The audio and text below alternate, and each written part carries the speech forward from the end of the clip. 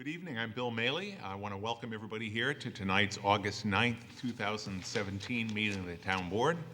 Whether you're here in the auditorium or watching us on Cable Access Channel 12 or our YouTube live stream, we're very happy to have you here and welcome you to participate in the meeting. If you're here in the room, our agenda for tonight, as well as a packet with all of the supporting material for every item on the agenda, is in the back of the room on the table. If you're watching us remote, you can go to our webpage, www.townofbrighton.org, and the same material, tonight's agenda and all the supporting material, is all posted on the town webpage, and you can follow along with us as we go. I'm going to start with a pledge to the flag. I'm going to ask Council Member Jason DePonzio if you would lead us, please. I pledge allegiance to the flag of the United States of America and to the republic for which it stands, one nation under God, indivisible, with liberty and justice for all.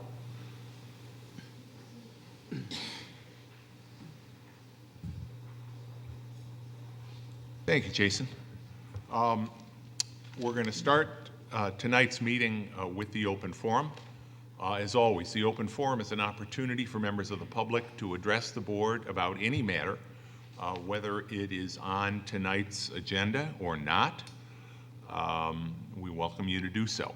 If you are watching from home or someplace else and you would like to call in, you can call 303-3060. That's 303-3060. Someone will take your call and relay your question or comment. In addition, if you are deaf, you can use our TDD line to call in during the open forum. That number is 784-5205. Our TDD line, 784-5205. However you choose to participate, or if you want to just watch along, we welcome that participation. So we'll now, let me just give the emergency notifications. The fire marshal won't be happy with me if I don't do that. In case of an emergency, you will hear the town hall emergency alarm system activated. Please exit the auditorium immediately, either through the door to my right. If you go out that door, turn right, go down the stairs, out the rear door of town hall and away from the building. Or you can leave through either of the two double doors in the rear of this room, both marked with the exit sign, go through the town hall lobby, out the main front doors of town hall, down the steps, and again, away from the building.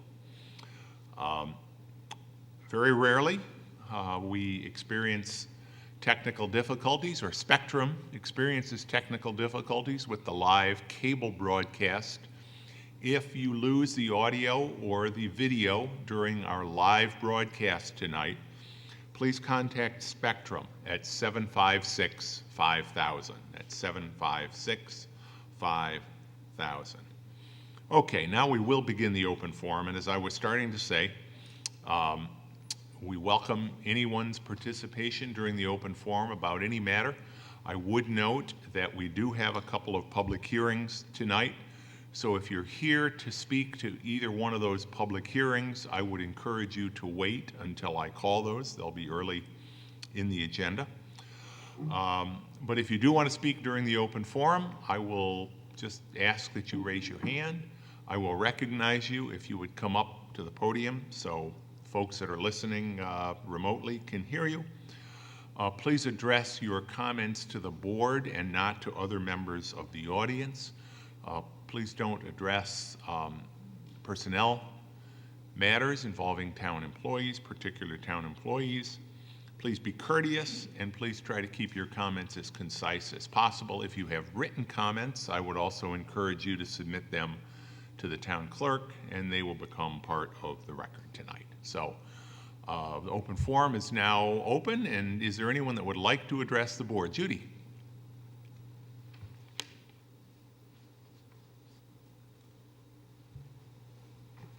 Judy Schwartz, 179 Ashbourne Road. I was going to make very brief comments 2 weeks ago, but I really wanted to put them in writing, so I wanted them for tonight. Every time I read the comments that the Sustainability Oversight Committee, or SOC, writes up so well after it reviews the Capital Improvement Plan, or the CIP, I am in awe. This amazingly dedicated, knowledgeable, caring, and concerned group of people give of their time and expertise for the benefit of our entire town. Just that thought is mind-boggling to me. How beyond fortunate we all are to have this group of people in our midst. I read their comments and suggestions with great care and was so pleased with them, though some of their suggestions may cost a bit more than an alternative. In the long run, they will be cost-effective and far better for our environment. 2 examples are the new windows for the town hall and the purchase of hybrid cars whenever possible. The one that struck me the most, however, was the damage done by the existing streetlights. I was really shocked by that. Again, LED lights are costly, but in the long run are the way to go. From the bottom of my heart, I hope that you will follow the thoughtful comments and suggestions of the CIP from the SOC. Their review will better the lives of everyone in Brighton more than almost anything else, and we should all be so grateful to this amazing group of people. Thank you, and please enter this into the record for tonight. Thank you, Judy. I second all of your kudos for that group. It is an amazing group, and they really put a lot of thought every year into recommendations relating to sustainability and our capital expenditures. And, you know, there's a couple of things.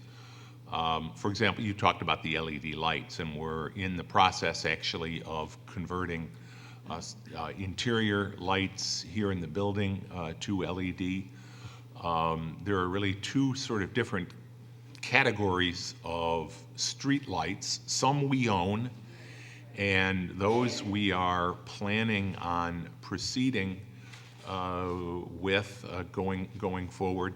They're in our capital improvement plan going forward. We also hope to have some assistance in terms of funding the purchase of lights for those. But those are the easy ones.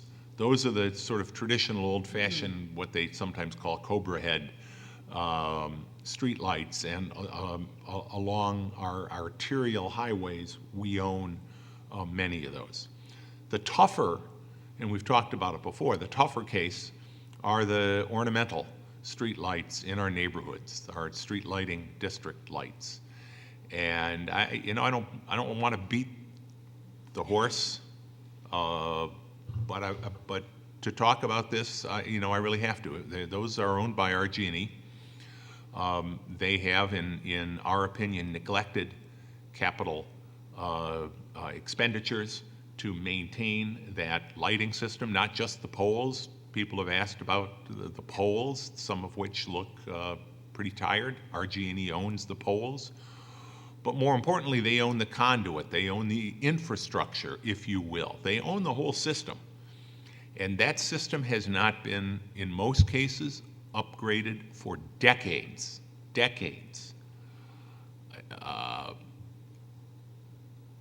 The current infrastructure will not support LED lights, and the current infrastructure and its age is what has been causing so many of our neighborhood outages, particularly in neighborhoods like Bel Air and Struckmar, where entire circuits, unfortunately, repeatedly go out.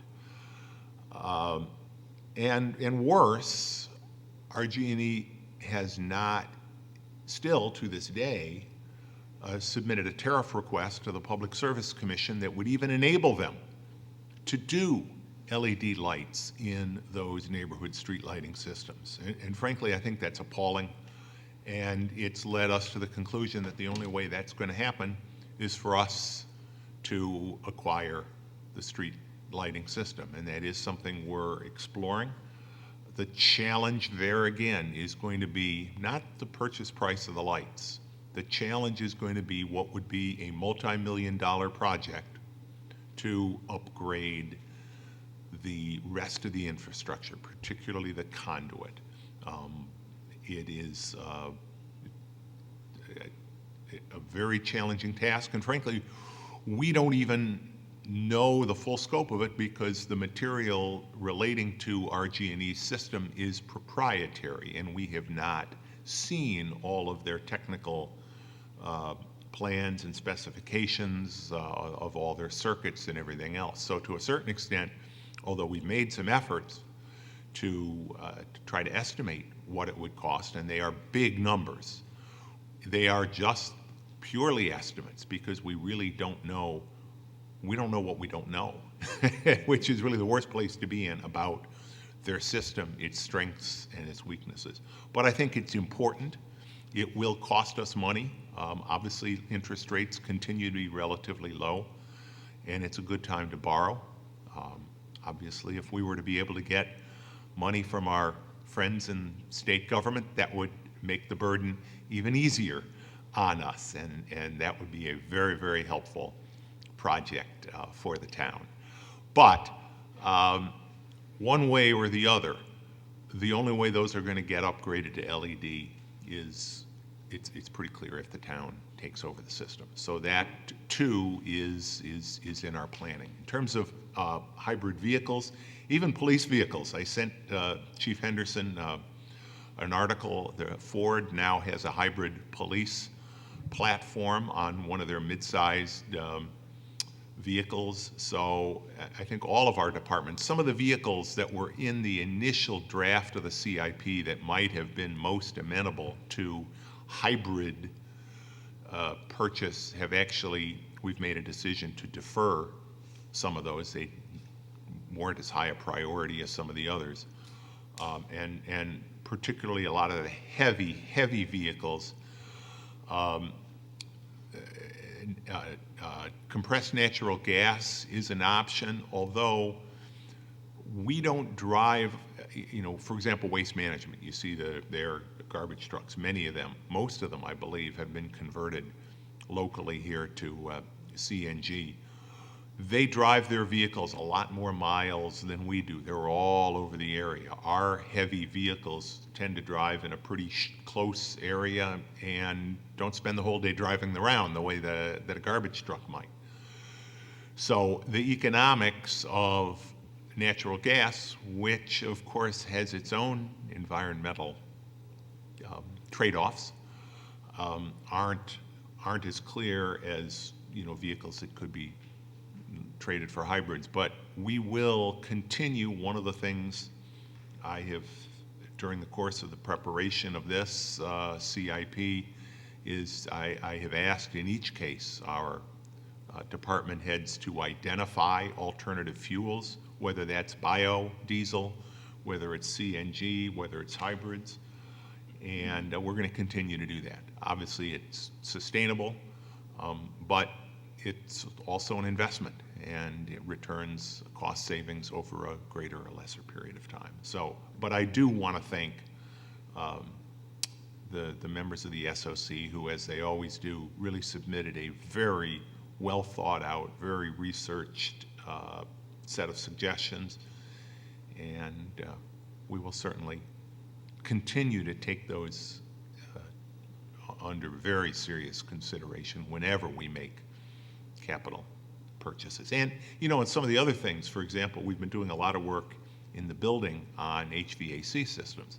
Obviously, when you update, when you replace HVAC, heating, ventilation, and air conditioning, you are installing much more efficient systems than were put in during the early days of this building. So while those are much more in the nature just of sort of traditional upkeep to a building and not cheap, they also have a significant savings in terms of efficiency. So, but thanks, Judy, for those comments. And I think, Mike, if you can get a copy of Judy's comments and share them with the members of the SOC, that would be nice to know that not only do we appreciate their work, but the community appreciates their work. Is there anyone else that would like to address the board during the open forum? Okay, hearing none, we'll continue with the rest of the business agenda. And can I have a motion, Jim, to approve the agenda? So moved. Second. Any discussion? Dan, please call the roll. Councilmember Vogel? Aye. Councilmember Novros? Aye. Councilmember DePonzio? Aye. Supervisor Manley? Aye. A motion to approve and file the town board meeting minutes for our July 26th board meeting. Jason? So moved. I have a second. Second. Discussion? Dan, please call the roll. Councilmember Vogel? Aye. Councilmember Novros? Councilmember DePonzio? Aye. Supervisor Manley? Aye. Next, we have our public hearings, and we have two sets of public hearings. We're going to hold two public hearings tonight. Each one of them has two resolutions that I will be asking the board to consider when we're finished. The first one is to consider the capital expenditure. Let me first ask, Dan, has the legal notice for this first public hearing been given? Notice was published in the July 20th edition of the Brighton Pittsburgh Post. Thank you. Notice having been given, I declare this public hearing to be open. This first public hearing relates to a significant project for the Brighton Consolidated Sewer District, a major valve and related work that will be installed near the intersection of Blossom Road and 590. It's one we've discussed a number of times. It is in our capital budget for 2017, and we will also be proposing to issue bonds to finance that. So I now I've declared the public hearing open. Is there anyone that would like to address the town board on this public hearing concerning the Blossom Road sewer valve project? Any comments from members of the board? Hearing none, I declare the public hearing to be closed, and we do have two resolutions. Jim, I would ask you to propose the first of those two, which would relate to the actual purchase and installation of that project. In the matter before us, I move on the resolution as prepared by Bond Counsel Patrick Mulgeri, and resolution is prepared by the Attorney of the Town on the capital expenditures for improvement in the Brighton Consolidated Sewer District, Sanitary Sewer District, and the financing for... Well, the financing is the next one. Yeah, yes. So the first part is the expenditure. We have a motion. Can I have a second? Second. Discussion on that motion? Just a quick question. At the fourth whereas paragraph on the first page of the resolution, there's a blank saying that a copy of the notice was posted on July blank 2017 on the signboard maintained by the town clerk. Do we have is the actual one in the information? I believe that was posted that same day. Dan, do you know? It was posted the day after the last board meeting. The date off the top of my head escapes me, but I know I did That would be July 27th. did then. submit a notarized statement to council for affidavit of posting was sent to The Pat. meeting before that, Suzanne is saying. So that would be July 13th That's- that it was posted. Okay. Oh, there's... Okay, Good. so the actual one we're approving contains the correct date. Yeah. Good. Thank you for that. Any further discussion? Hearing none, Dan, please call the roll on that first resolution. Councilmember Vogel? Aye. Councilmember Novros? Aye. Councilmember DePonzio? Aye. Supervisor Manley?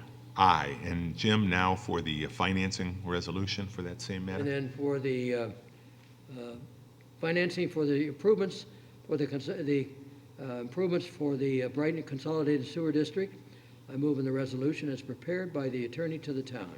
Second. Any discussion? Dan, please call the roll. Councilmember Vogel? Aye. Councilmember Novros? Aye. Councilmember DePonzio? Aye. Supervisor Manley? Aye.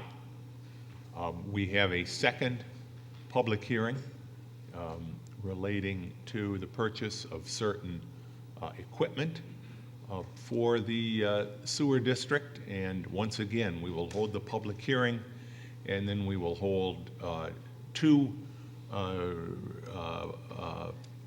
we'll ask for adoption of two different resolutions. This is relating to the purchase of a heavy dump truck for the sewer district. Dan, has the necessary legal notice for this public hearing been given? Supervisor, yes, this notice was also published in the July 20th edition of the Post. Thank you. And I'm going to guess that the same thing, it was posted on the town's board on the 13th. Correct. We'll make sure the resolution contains that date. Then I declare this public hearing to be open. Is there anyone that would like to address the board on the public hearing concerning the purchase and the financing of a heavy-duty dump truck for the Brighton Consolidated Sewer District? Board members, any questions or comments? Hearing none, I declare this public hearing to be closed. Jim, can I have a motion on the first resolution, the resolution to authorize the purchase of the truck? And the matter before us, I move on the resolution. It's prepared by the attorney to the town regarding capital expenditure for the purchase of a Mack granite truck for improvements within the Brighton Consolidated Sanitary Sewer District. Second. And that resolution was actually prepared by bond counsel, but Sorry. Close enough. Yes, you're right. Jerry. any further discussion? Hearing none, Dan, please call the roll. Councilmember Vogel? Aye. Councilmember Novros? Councilmember DePonzio? Aye. Supervisor Mealy? Aye.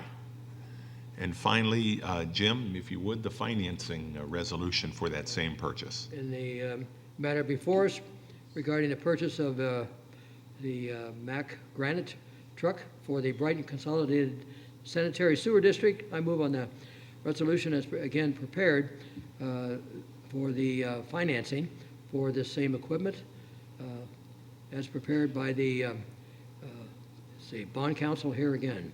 Yep. Second. Thank you, Jim. Any discussion? Hearing none, Dan, please call the roll. Councilmember Vogel? Aye. Councilmember Novros? Aye. Councilmember DePonzio? Aye. Supervisor Mealy? Aye. Matters of communication, we have one item of communication on our agenda tonight. It is a transmittal letter from County Executive Cheryl Donalfo dated July 26th. Attached to it is the 2018 through 2023 capital improvement plan for Monroe County. That is a bound booklet of some length, and a copy is available, I believe, in the clerk's office. Can I have a motion to receive and file that and the transmittal letter? So moved. Second. Any discussion? Dan, please call the roll. Councilmember Vogel? Aye. Councilmember Novros? Aye. Councilmember DePonzio? Aye. Supervisor Mealy? Aye. Committee reports. Chris is not here, and the Community Services Committee has not met since the last meeting. I know the Community Services meeting is next week. Do you have the time off the top? Wednesday, 10 o'clock. 10 o'clock. 10 in o'clock this room. next, in this room next Wednesday. morning. Yeah. That would be August 16th at 10 o'clock. Did he make an agenda out? Not yet. He's not here. He's not Is he here. going to be here next week? He'll be here for the Oh, meeting, okay. yes. He's gone for a couple Yep. weeks. Finance and Administrative Services, Jason. Yes, Bill, the Finance Administrative Services Committee met last Wednesday, and each of the items that were reviewed at our meeting will be discussed in further detail on tonight's agenda. And actually, the lion's share of the meeting was the finalizing the review of the capital improvement plan, which is also on our agenda for review tonight. Our next meeting will be 1 week from today, next Wednesday, August 16th. We meet at 8:30 in the morning in the Stage Conference Room here at Town Hall, and the public is invited to attend. Thank you, Jason. That's going to be a busy Wednesday morning. Public Safety, Louise. Yes, Public Safety met yesterday, August 8th at 8 in the morning. And the networking, the Brighton Fire Department had 1,564 calls year-to-date, up 133 calls, and they feel that 60 to 70% of the calls were due to the windstorm that we had. The Brighton DPW, Department of Public Works, everything is running on schedule. They're continuing to pick up the bulk and containerized lawn debris. Brighton Police has reported they are fully staffed, that crime is up in the, quote, crime of opportunity area, where people are leaving their cars unlocked in their driveways or even in their garages with whatever is in their car in plain sight. And they're asking everybody to please lock your cars. If you're going, even if you're going to be right back and go into them, even if you're going to put them in the garage. There's been a number of thefts in the 12 Corners area, and that they say they call it a crime of opportunity, so please be aware of that. Special events, the homecoming is coming up on Saturday, September 9th at 10 o'clock in the morning. Because of the time of the day, there will be more staff needed to be there. Stop signs in Roselawn have been put up at the corners of Bonnie Bray and Glen Ellen. I think Bonnie Bray and South St. Regis as well. I saw the one at Glen Ellen, but it wasn't. There are two of them. The Legacy at Clover Blossom Road has entered into a contract for ambulance service with Brighton Ambulance. The Brighton Ambulance say that they will be comfortably able to handle the calls to this facility, and the town board will have to modify the conditional use zoning for this. The fire department is also very comfortable with this as well. In new business, traffic was monitored on Warren Avenue for speed. There was very little excessive speed recorded, but it will continue to be monitored periodically. The project on Elmwood Avenue for a signal at Lockdeville and Elmwood is scheduled to be completed in October of this year. The date and time of the next public safety meeting will be Tuesday, September 12th at 8 in the morning. The public is invited to attend. Just a couple of things, Louise. I think not that 50 to 60% of the calls for the year to date were due to the storm. I think it's the amount of the increase that they attribute to the storm. The ambulance contract has not, it has not been, there is not a new ambulance contract for the Legacy. It's something that after the board takes up the amendments to the conditional zoning approval, will be able to happen. So that has not yet occurred. So I just wanted to clarify both of those points. But I do anticipate that going forward in the not too distant future, Brighton Volunteer Ambulance, rather than one of the outside ambulance services, will be providing service at the Legacy. That was contract was required when the project was first approved by the town board because of concerns as to whether BVA had sufficient resources to handle that location. They're now confident that they will, and frankly, I think everybody feels that their level of service is really outstanding, and they provide benefits in terms of potential savings when they handle calls here in the town of Brighton. So I just wanted to clarify those two things. Mark, is there anything you'd like to say? I know you've been very vocal and very supportive. The town of Brighton is a very safe community, but these crimes of opportunity, I mean, I was shocked, frankly, to see today's blotter. The first 9 items on the most recent blotter that came out, every single one of them is a theft of an item from a car that was unlocked. Every single one. And the 10th item on the list was a bicycle theft, and the bicycle may have been unlocked. So, Mark, your comments. I talked to the reporter the other day, and they mentioned it, public safety. It clearly is a crime of opportunity, and there's steps that can be taken to reduce the victimization of this, and that is locking a car. More importantly, removing items of value.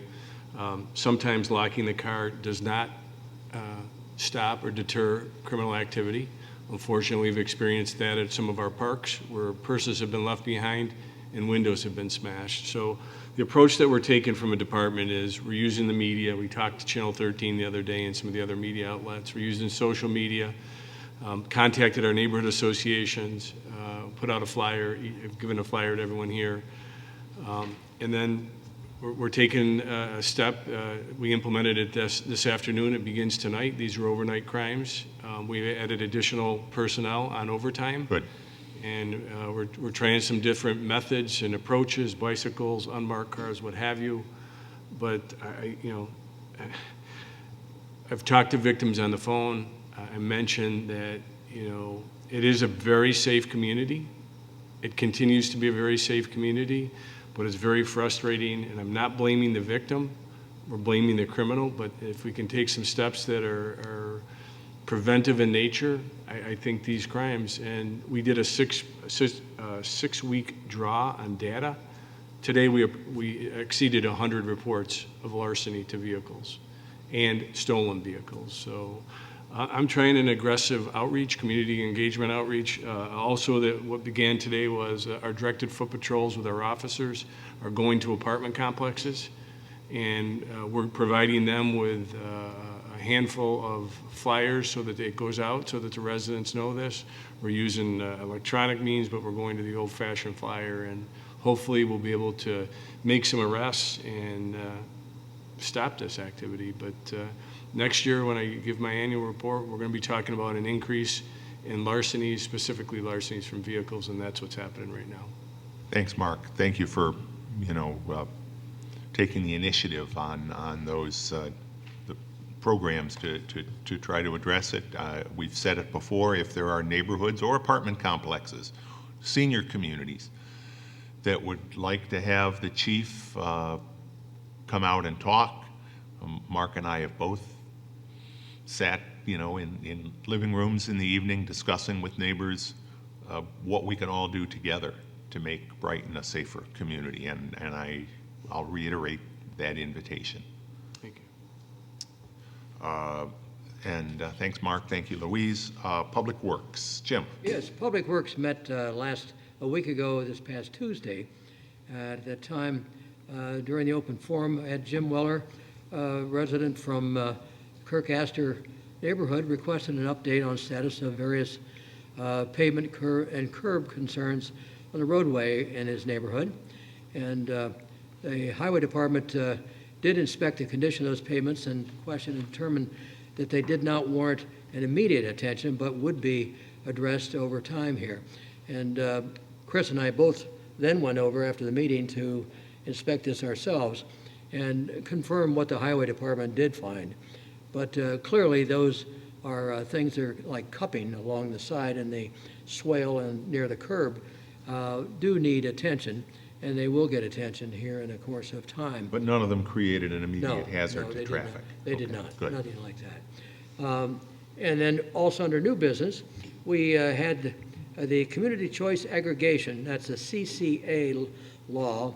Town staff provided an update on the status of the Community Choice Aggregation in Brighton. And prior to joining CCA, the town really needs to pass a law which will allow it to join CCA. Our town staff and the town attorney, Ken, are currently reviewing a model of that law in this regard. And it's on tonight's agenda to Yes. set a public hearing. Right. And Melissa Carlson, Susan Hughes Smith from the Rochester People's Coalition were in attendance, and they answered questions. That was a very good discussion. The next item was the amendment to the noise ordinance request after our request from the Bank of America on Monroe Avenue is requesting approval to perform site improvements outside the hours allowed in the Brighton noise ordinance. And the committee indicated that the requested was not detailed enough and suggested that the applicant go back and work with the town staff to revise the request prior to presenting it to the town board for consideration. That's going to be done during the course of the next few weeks. That basically was the agenda for the meeting. Our next committee meeting will be on Tuesday, September 12th at 9 a.m. in the lower level community meeting room. Now, mind you, that's the second Tuesday, simply because of Labor Day week, so we pushed it back to the second Tuesday only for the month of September. All right? Great. Thank you, Jim. You bet. New business, reading and approval of claims. Jason. Yes, Bill, earlier this evening, I reviewed claims totaling $389,318.24. Notable claims include to Buyer Ford Incorporated in the amount of $90,332.49, representing the purchase of 3 2017 Ford SUV police interceptors. Also to the Monroe County Director of Finance in the amount of $47,003.93, representing June electric charges. That we go through the county consortium of municipalities for our electric charges. And also to Rochester Asphalt Materials in the amount of $32,309.13, representing purchases of asphalt for paving. It's that time of year. The claims all appear to be in order, and I move that they be approved. Second. Okay. Any discussion? Dan, please call the roll. Councilmember Vogel? Aye. Councilmember Novros? Aye. Councilmember DeFonzio? Aye. Supervisor Manley? Aye. And Jason, why don't you continue and make the motion on the CIP? Yes, the next matter seeks to authorize the adoption of the proposed 2018 through 2020 Capital Improvement Plan, CIP. I move we adopt the resolution as prepared by the attorney to the town. Second. We talk about the CIP every year. It's the first step of our budget development process. We do a rolling 3-year capital improvement plan. Capital improvement plan is one of those things that the state comptroller recommends. It helps us to take a long-range view of major capital expenditures for things like equipment. We talked about a couple of items. That big Blossom Road sewer valve and the large sewer dump truck are just two of the kinds of things that appear in our capital improvement plan each year. And both of those were not only in the town budget, but also went through the capital improvement plan review process for more than 1 year. Because it is a 3-year plan, it allows us to look forward and allocate and prioritize spending on these typically larger ticket items, although we really look at anything over $20,000 as potentially a capital expenditure that we want to take account of in this capital improvement plan. Now, our goal was, as we go through the plan, some items are we issue bonds for, like the items that we had tonight. Some items are supported by grants.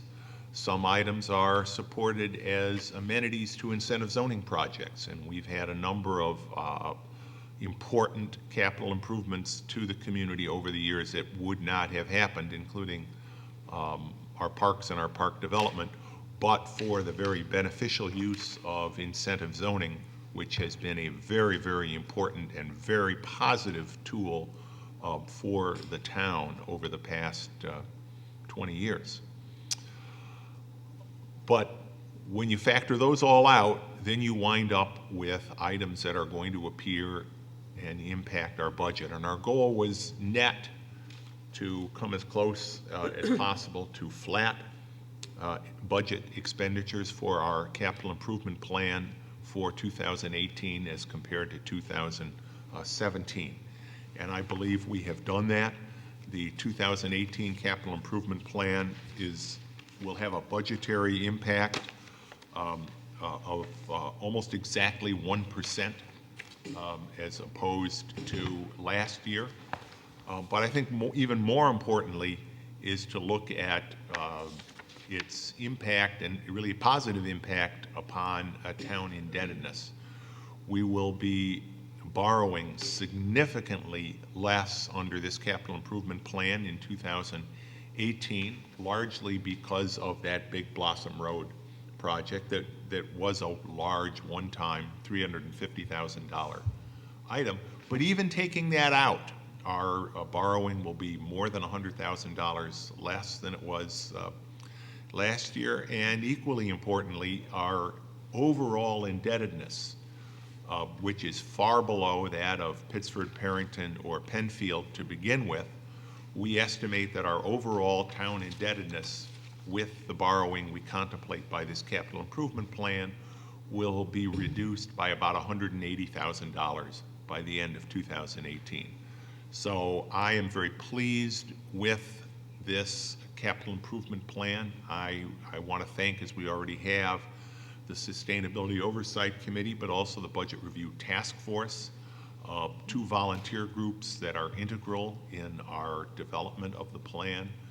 I certainly want to thank Finance Director Suzanne Zaso, and very, very importantly, Roger Salmons, who we were just introducing to the community as our new budget director about this time last year.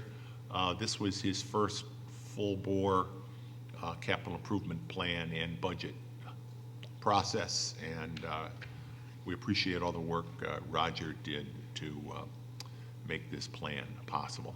So we do have a motion and a second, and I'll ask the board if you have any questions or comments relating to the proposed 2018 through 2020 CIP.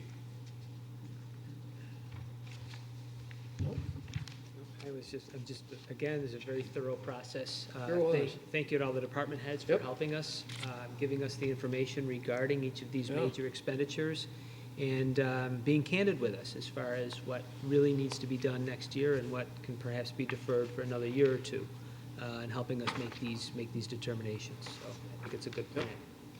There are tough things we have to put off. There are things that we would like to do in a Right. perfect world. Absolutely. But just the opportunity and departmental prioritization, the prioritization that the Budget Review Task Force, all very helpful. And we do have, for example, I look here on the first page, improve lighting in highway garage and salt barn to LED. So there's another example. Next year, we're going to be spending $37,000 in the capital cost of converting those two facilities to LED lighting. Obviously, we expect that there will be a very strong return on that investment. So while we'll be spending almost $37,000, we will be saving significantly on our electricity bills in those buildings, and that's really just for openers. Okay, we have a motion and a second. Again, no further comments. Hearing none, Dan, would you please call the roll on the motion to approve the 2018 through 2020 capital improvement plan? Councilmember Vogel? Aye. Councilmember Novros? Councilmember DePonzio? Aye. Supervisor Manley? Aye. Continuing in the budget process, we always have two public hearings, both to consider the proposed next year's budget, as well as to consider the assessment rolls for service charges, maintenance charges, capital improvements, and sewer rent charges, special district charges. State law requires us to hold one. We always hold two. So I'm going to ask Jason if you would take action to set the public hearings on the budget itself. Yes, the next matter seeks to set the first and second public hearing for October 11th, 2017, and October 25th, 2017, respectively, to consider adoption of proposed supervisors' 2018 preliminary operating and capital improvement budgets. I move we adopt the resolution as prepared by the attorney to the town. Second. Discussion? Dan, please call the roll. Councilmember Vogel? Aye. Councilmember Novros? Councilmember DePonzio? Aye. Supervisor Manley? Aye. Jim? The next item is to authorize the supervisor to execute an agreements with two veterinarian. No, Oh, excuse me. Public hearing on the assessment rolls. Oh, yeah, sorry. On the matter before us regarding setting a assessment rolls and for service charges, maintenance charges, capital improvements, and sewer rent charges for the special improvement districts, I move on the resolution as prepared by the attorney to the town. Second. And again, like the budget hearings, those are hearings that will take place on October 11th and October 25th, 2017, at 7 o'clock right here at our regular town board meetings. We have a motion and a second. Any discussion on those? Hearing none, Dan, please call the roll. Councilmember Vogel? Aye. Councilmember Novros? Aye. Councilmember DePonzio? Aye. Supervisor Manley? Aye, and since we're talking about the budget as we have on each of those last three items, I think it's important to note as well, This evening, or this afternoon really, the board met in the first of two budget workshop sessions at 4 o'clock here at Town Hall. And we will have another budget workshop session on August 23rd, 2 weeks from today, again at 4 p.m. to hear presentations from department heads and other senior staff about their respective department level budgets. And that's really the first step in transitioning from the capital component of the budget and then incorporating that in our development of the overall budget. So we were meeting with a number of our departments, sewer, sidewalk work, public works, highway, a number of other areas, to get their first overview of their departmental budgets, and we will continue at the next meeting with departments like the police department on the 23rd. So that was, the first one was today at 4, the next one will be the 23rd at 4. And we appreciate, again, all the department heads who take the time to put together their budgets. It's not an easy process. As we've said before, we've said it to our staff and we've said it to the public. These are difficult times to be a municipality. We are challenged by a lack of tax base growth. Costs increase if we don't have sufficient tax base growth. It is very difficult for us to maintain the level of services that we would like to provide and that the community expects us to provide. So that's part of our process and our challenge. Each time we work on the budget, we also work in the context of a tax cap, which has been an effective tool at making sure that property tax increases are not as excessive as they had been in past years, but at the same time, that tax cap as well poses its own unique challenges, and as I've said before, has what I consider to be flaws that prevent us from acting as efficiently as we could, and in some cases from even being on inconsistencies between how the tax cap works for municipalities and school districts. School districts don't consider capital expenditures. Capital expenditures are, important. We could, nobody sees the sewers, they're underground. You pay the price, but we felt it's important to continue to maintain our infrastructure. We believe it's not good policy that capital expenditures for towns are counted against us as part of the tax cap. We also believe that our special improvement districts, which save Brighton residents hundreds of thousands of dollars each year, should also be excluded from the tax cap calculation. But the tax cap continues to provide discipline and is an important safeguard for our residents, for our taxpayers, to make sure that your town government is prudent and fiscally responsible in its operations. So I'll get off my tax cap soapbox and keep going with the agenda. Louise.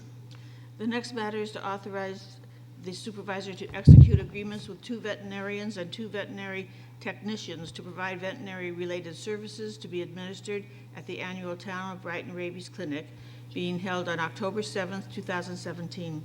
I move on the resolution as prepared by the attorney to the town. Second. We hold this event every year.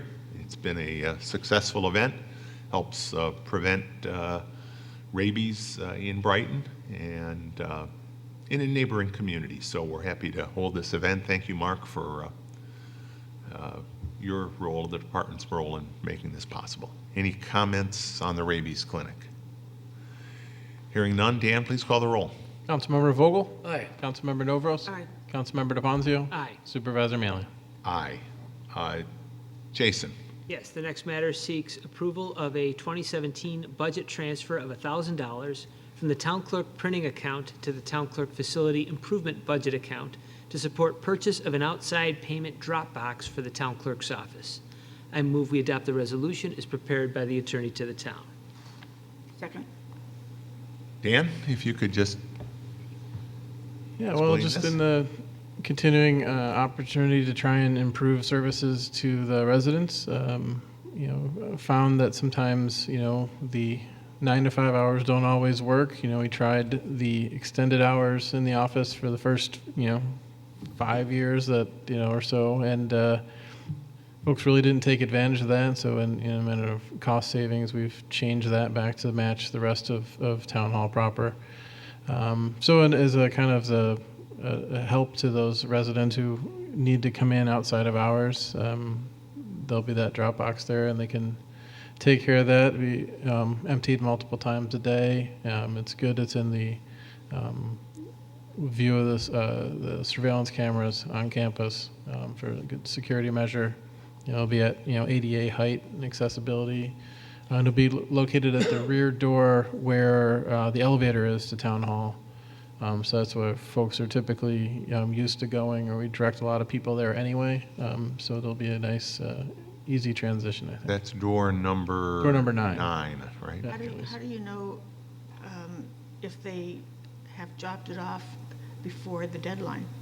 We're done. So there'll be signage on, following the leads of some of the other other towns. There'll be signage on the box to indicate, things dropped at a certain, time. So we'll know. So we'll be checking it before we open in the morning. So I mean, if they come early in the morning. there'll be a little wiggle room. We'll get a little bit of a wiggle on that because unless I can talk staff into coming in at midnight, but then you guys got to approve overtime, and I know how that goes. So yeah, we'll get a little bit of a thing there, but yeah, I think it'll be a good opportunity. I don't know that there's other departments that have. I checked around with our departments to see if there are other things like court typically needs some sort of exchange of paper or something gets signed before that can get paid. Dog licenses can be dropped off, but typically things in public works, they're getting a permit or something. So there's probably not a lot of broad things. I did also check into at the library drive-through, but with their redesign, they lost a lot of real estate around the book drop. So that wouldn't so much be a feasible.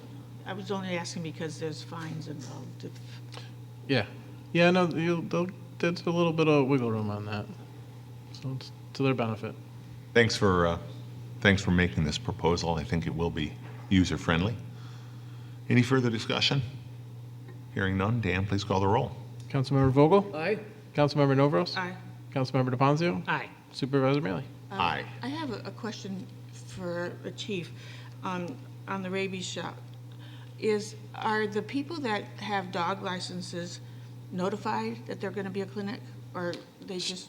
It's posted on the County Department of Health website, but I don't think we do outreach to the individual licensees. Yeah, we don't do any outreach. I mean, it'll be on, we put it on our website. Certainly the front desk gets plenty of calls asking about it because people, come to expect it. Much, like the recycling events and things. They know when that comes up on the calendar and they start calling the front desk over the end of the summer here. Okay, just one. I actually did the paperwork early this year, so I didn't want to be late, so we usually get a little later. Do we get email addresses for those folks? Yes and no. I I don't want to get into all of that challenge. right. This is not the county process for these clinics. Okay. All right, I'll just leave it at that. fair enough. Fair enough. We don't Good control question, though. We don't control it. Next matter, Jim. Next matter is authorize a reappointment of Rose Bothner as a member of the Board of Assessment Review effective September 1st of this year through August 31st of 2022. I move on the resolution as prepared by the attorney to the town. Second. Thank you, Rose, for your service and for your willingness to continue to serve. Right. Dan, please call the roll on that reappointment. Councilmember Vogel? Aye. Councilmember Novros? Aye. Councilmember DePonzio? Aye. Supervisor Mealy? Aye. Louise. The next matter is the approval of 2017 budget transfer in the amount of $30,000 from the Police Department full-time wages account to the Brighton Police Vehicles account to support the purchase of one replacement police motorcycle in 2017. I move on the resolution as prepared by the attorney to the town. Second. Mark, if you can talk So- about that, please? Yeah, this is the second of our 20-year-old motorcycles. I think it was 2 meetings ago, I had announced that Senator Roebuck secured $10,000 in funding and asked for the remainder to be replaced with money from last year's budget that I forgot to allocate for the motorcycle for that purpose. This was something that was in the CIP for 2018. We've had a position that has been open since April, a very senior position, and there's a little bit of money left over, I guess would be a good term, in the wages line, and we, you concur, felt that it would be appropriate to purchase the motorcycle at this time, take it out of the CIP, and we're appreciative of that. We're attempting to purchase a 2017 motorcycle, which is even an additional savings, and but this will get us to having 2 motorcycles that are current technology, and we will be utilizing them more now that they're rider-friendly. Thank you, Mark. Any discussion on that? Hearing none, Dan, please call the roll. Councilmember Vogel? Aye? Councilmember Novros? Aye. Councilmember DePonzio? Aye. Supervisor Mealy? Aye. Louise? Next matter is to authorize a permanent appointment of provisional employee Ms. Linda Levitt as Office Clerk 3 in the Recreation Department. I move on the resolution as prepared by the attorney to the town. Second. Linda was previously hired under the civil service rules on a provisional basis to a position for which there was no existing civil service list.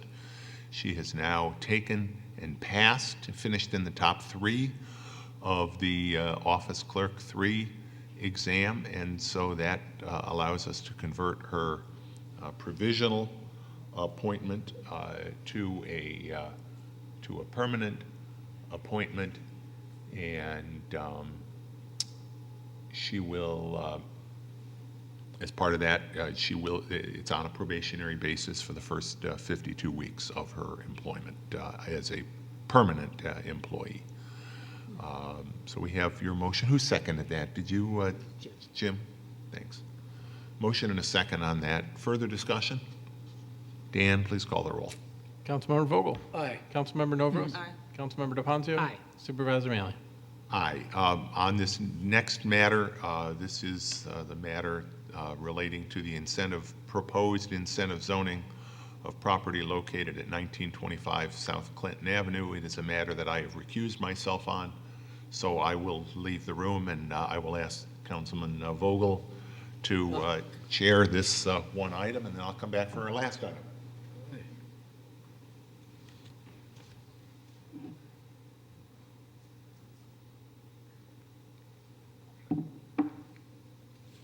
And in the matter before us, I move that we receive and file the incentive zoning application supplement and set it August 23rd, 2017, for the continuation of the June 28th, 2017 public hearing for the proposed development of property located at 1925 South Clinton Avenue.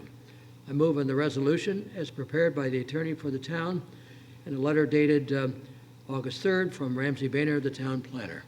Second? Any discussion at all? Not? Dan, please call the roll. Councilmember Vogel? Aye. Councilmember Novros? Aye. Councilmember DePonzio? Aye. Okay, very good. Can we get the supervisor back in? Great. Good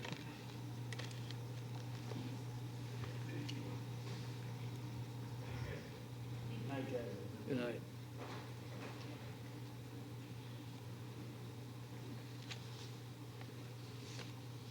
Okay, thank you, Jim. The last matter, I'll let you do as well. Jim? In the matter before us, I'd like to move on the resolution setting September 13th, 2017 as a public hearing for proposed community choice aggregation. That's an energy program, local law, I move on the resolution as prepared by the attorney to the town, coupled with a letter dated August 7th from Ramsey Boehner, our town planner. Second. Are we going to be, I didn't attend that Public Works, is that letter available? That, Oh, sure. Yeah. Which letter? well, I don't know anything about the community choice aggregation.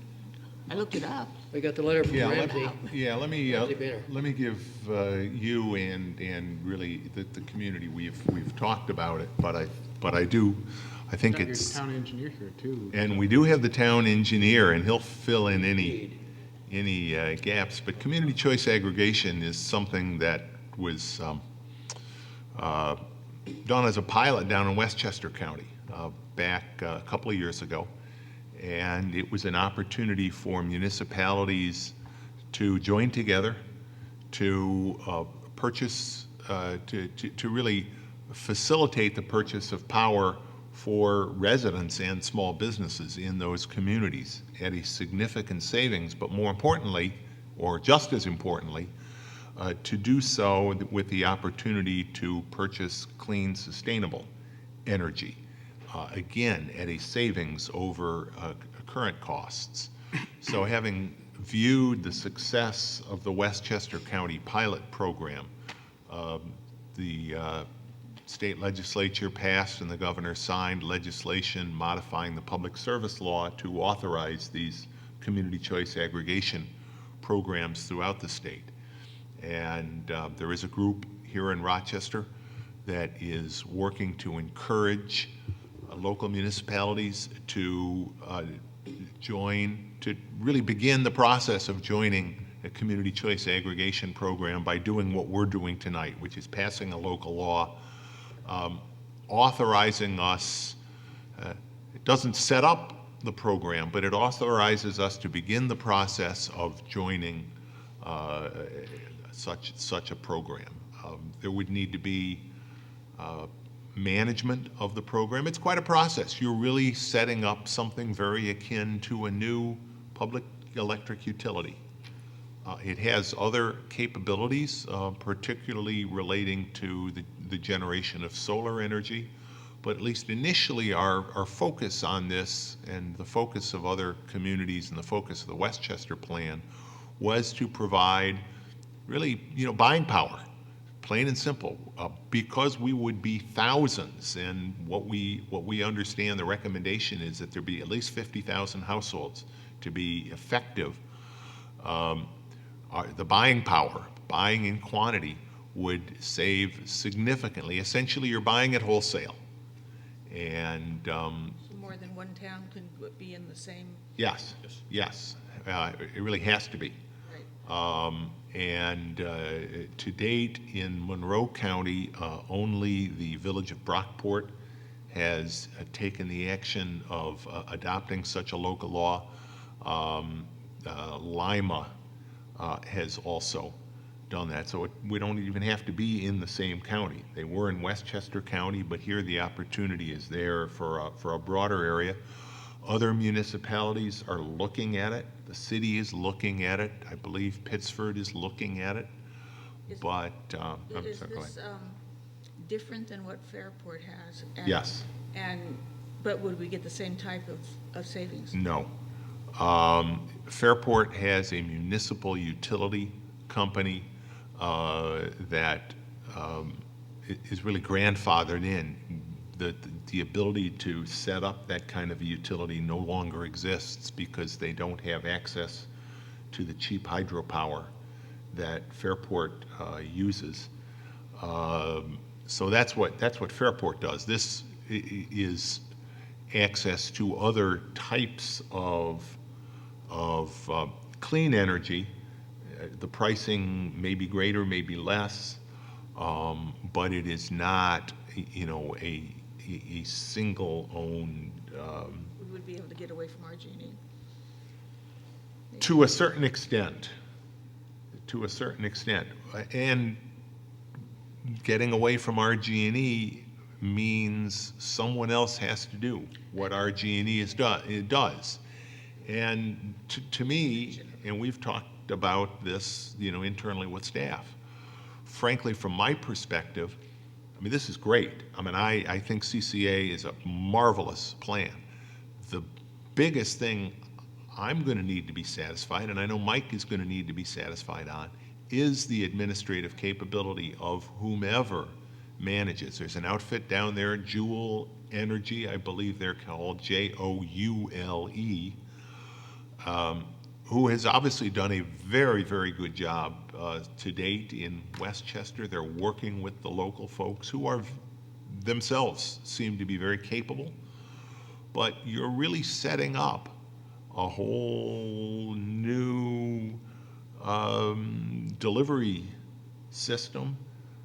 And as we all know, when there are problems with our electricity, particularly under storm conditions, we want to make sure there's someone, A, at the other end of the phone answering the call, B, that all the right plans are in place to make sure that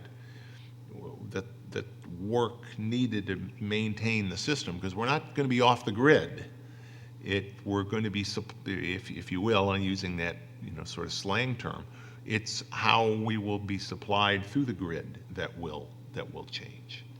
Mike, have I butchered anything yet that you have to save me from? No, you've said it very well, Bill. The whole intent here is to have buying power in numbers, and the idea is that would ultimately reduce the amount we're paying for energy. So that's to me, that's the big premise behind it, and to push for the green energy. So, Mike, am I reading this correctly that current RG&E customers are automatically opted in and they have to opt out? That's correct. And ESCOs are the opposite? Anybody getting electricity from the ESCOs are the opposite? That's correct. And Seems troubling. well, everybody will have the opportunity to opt out, and the savings will be, significant. But yes, that's the provision that's authorized by state law, and frankly, probably the only way to get the sufficient numbers in place to make the buying power that you need. If we waited for 50,000 households to opt in, no matter how great a deal it is, inertia is a tough thing to overcome. So, but people would have the opportunity to opt out as required under state law. That opt-in strategy has been sampled and tried in other municipalities throughout the country. It has not been successful, and all of the academic literature I read would agree with what the supervisor just indicated, that in order to have a successful program, you need to have an opt-out program. So, in any event, okay, what we're proposing to do again tonight is to set a public hearing on September 13th to adopt this local law. And again, that won't create the CCA, far from it, but it is the first legal step that we have to take to facilitate. Yep. Any further questions or comments? Hearing none, Dan, please call the roll. Councilmember Vogel? Aye. Councilmember Novros? Aye. Councilmember DePonzio? Aye. Supervisor Mealy? Aye. Matters of the supervisor, again, I really want to stress what Mark talked about earlier. This is a safe community, but please, when you go to bed tonight, when you go to bed tomorrow night, even if your car is in your garage, make sure it's locked. Yep. If you park your car at a park, if you're going to a park, and this is not, I think it's important to be clear, this is not just a Brighton issue. This is true whether you're in the city, Pittsford, Mendon, Chimney Bluffs, out by Sodus.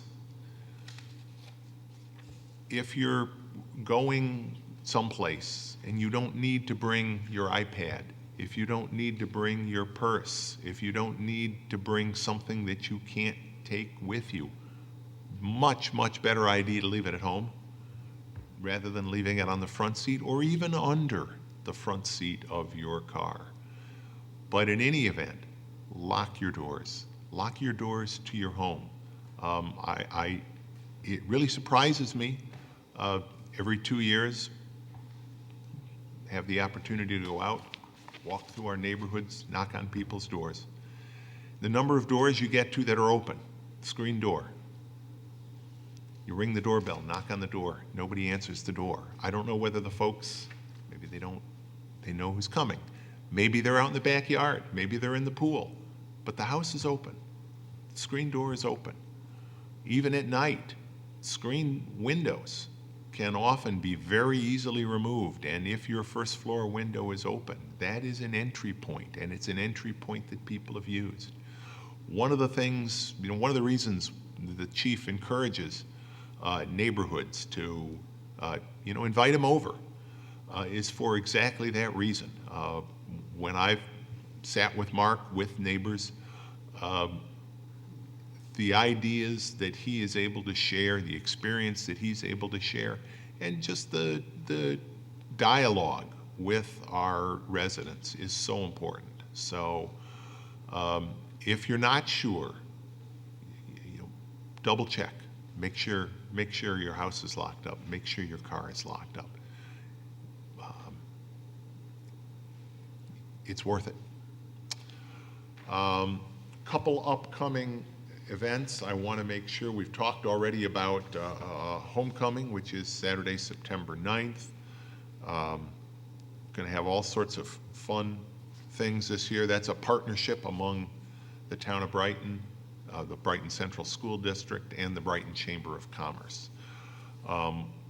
Next Tuesday night is the final Tuesday night summer concert. Next Tuesday night, the 15th. Again, this year, we'll close the season with Mr. Mustard, which is a Beatles tribute band. A lot of fun. I heard them last year. That's at 6:30 out in Buckland Park at the shelter. Another new program in town, and the Recreation Department has been involved in the setup along with Penfield, is the Brighton Senior Ride program. It's just gotten started in June, but it's a volunteer transportation service that will take people who need rides, particularly seniors, to medical appointments and religious services. Right now are the targeted activities within Monroe County. These are seniors 65 and over who live within either the town of Brighton or the town of Penfield. And if you're interested in volunteering, they do need people who can offer rides, or if you need a ride, please call the Brighton Senior Ride Program at 340-8674. And we have flyers about that program out front. That's all I have tonight. Matters of the attorney to the town. Nothing this evening, thank you. Matters of the town clerk. Nothing else? Matters of the town board.